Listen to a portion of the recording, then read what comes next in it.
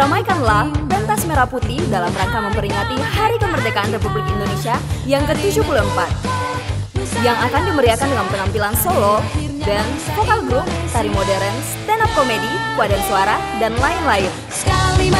Event ini juga dimeriahkan dengan permainan rakyat seperti lomba makan kerupuk, lompat tali, main kelereng dalam berbagai versi, dan masih banyak lagi. Acara ini akan dilaksanakan pada tanggal 16 Agustus dari jam 3 sore sampai selesai bertempat di halaman kantor BPS Gereja Toraja.